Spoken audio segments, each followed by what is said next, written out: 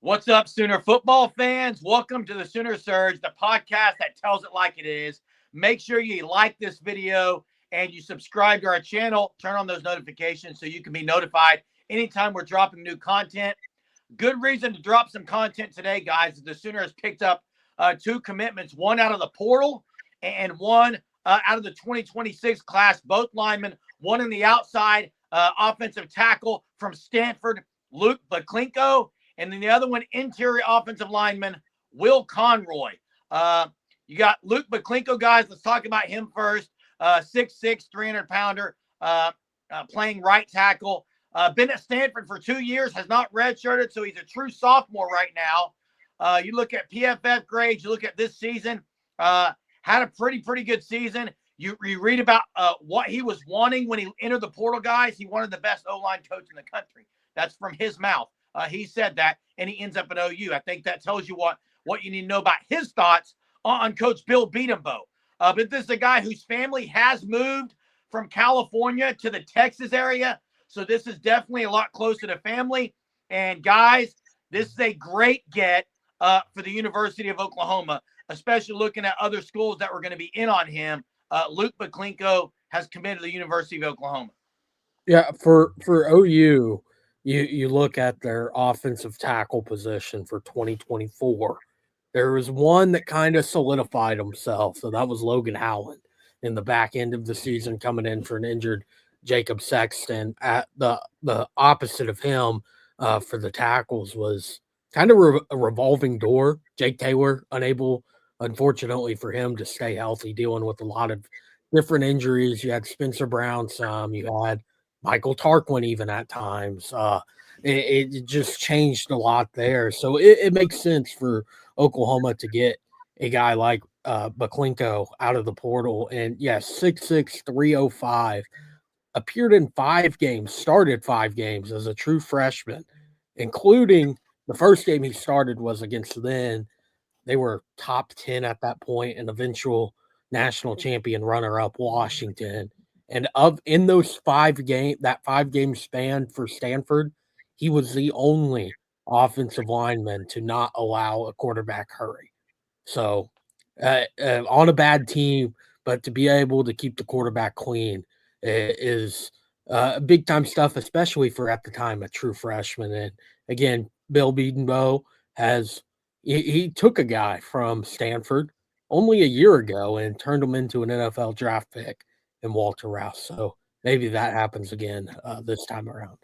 Well, what I like about this, I mean, I like a lot about it, but one thing I really like is I like that he comes in with 2 years of eligibility. It's not a guy that's going to be a one. I mean, he could be a one and done if he has a great year, but it's not a guy that's going to be one and a rental, basically move on out. I like that because I think you already got a bunch of young linemen. I mean, if he's going to play the right tackle, you also got Isaiah Autry-Dent that got a little bit of playing time this year. He's a youngster that has really good talent. I think he could be really good. So it really gives you some competition. And I love that. I love that about it. It gives you experience, which they don't really have on the offensive line in some of those key areas, specifically. I mean, you could say they had some experience with Spencer Brown, but it didn't really pan out to anything. So I really like this get. I love his size, really do. And I think he's a guy that can, I think he might start. I don't know, guys. It's too hard for me to tell what he's going to do when he gets there. I just know he's got a lot of talent, and he's a big guy that's played football. And that's what OU needs on the O-line. We talked about it in the offense. They need some guys that have played football, and he brings that to the table.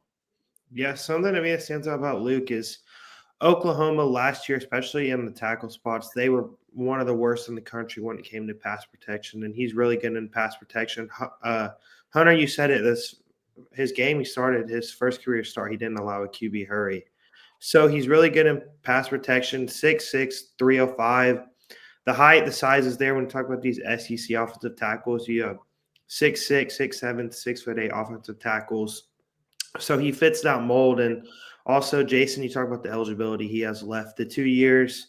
So if he stays in Oklahoma for 2 years, if he's maybe not starting this year, he gets to learn under Bill Beadenbow, gets to be developed by the best offensive line coach in the country. That's a guy that's put tons and tons of guys in the league. So I think it's a great addition for Oklahoma and someone that if you need him to come in and play right away, I think he has the ability to. Oh yeah. And also it's the fact that Oklahoma, they're adding and trying to build depth along the offensive line, which is what's needed. And then you never know who's going to leave at any point during the season, who's going to decide to transfer, who's going to get hurt, because last year with Oklahoma injuries was a mess. So you need to have that experience and that depth, and I think he has that immediately with the potential of being a starter. And he's got a potential that if he isn't a starter and is a backup piece, that he could still redshirt. Has not redshirted yet. They also add 2026 class interior offensive lineman Will Conroy. And guys, 3-star, what will he be by then? Could he move up in rankings? Look, I'm not following all that. I just know that the news also, you heard that Eugene Brooks has entered the transfer portal, who was an interior offensive lineman. And now you at least add an interior offensive lineman. And guys, the 2023 class was filled up on offensive line. And this last year's class, not as many. So it's good that, this next class, not as many. I think I said that wrong. 2024 class. 2024 class. And then this year's class, not as many. 25 was a big class when you look at what they got in Ryan Foje, Michael Fasusi, Owen Hollenbeck, Darius Afalava, Sean Hutton, as well as PWO there. So, yeah, what I meant was not as many as the 2024 class, where that was definitely dominated by the offensive line. Well, a lot of things. That was a great class overall. Will Conroy coming in, I think I don't know how, where he was going to go outside of this. I know Arizona was in on him. Yeah, Arizona was not the only school in on him. You had Oregon too. Oregon, Texas A&M, big time programs, and you look at his 247 profile, Jeremy. I don't think he is going to go up much in the rankings. There's still a bit of time in this class, really 12 months till the 2026 class is wrapped up. That's wild to say, but you look on the 247 side of things, just their rankings, he's a top 20 interior offensive lineman in the country, number 17 in the 247 rankings. And then in the composite rankings, he's number 29. So top 30 overall for him, and top 20 as well in the state of Ohio. So yeah, that's a good get for Bill Bedenbaugh. First get of this class, third overall player, joining their quarterback and going to be the leader of the class, Jaden O'Neal, and then Ryder Mix, tight end out of Texas. So yeah, good get, especially in the midst of everything being focused for really Bill Bedenbaugh on the transfer portal, to be able to pull in a guy that's getting heavily pursued from the likes of Ohio State, Oregon, Texas A&M is good in the middle of everything in college football right now.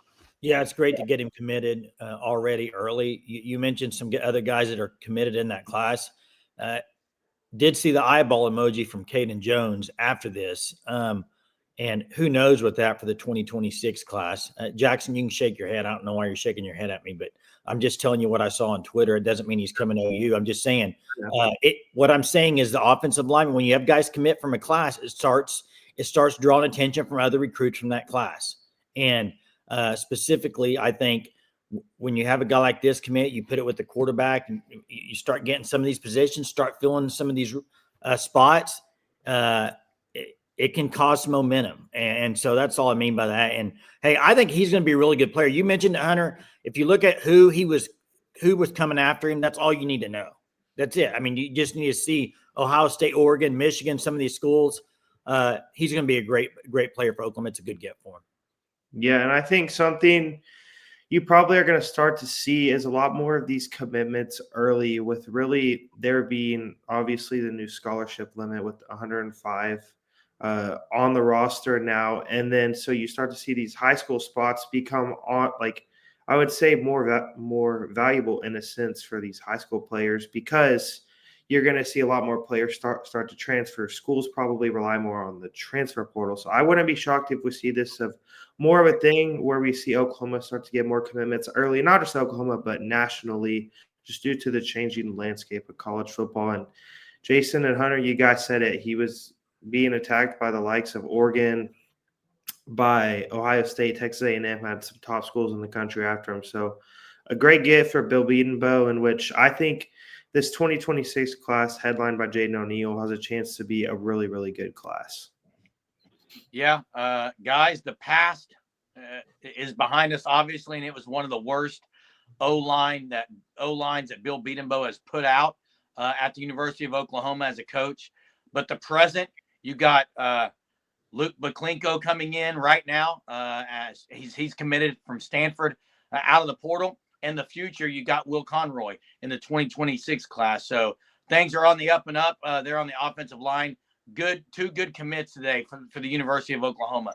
Thanks for watching this podcast, this video. Make sure you subscribe, hit the like, as you can see, turn on those notifications, and check out the Fan Stop at thefanstop.com. We'll catch you next time, Sooner Nation.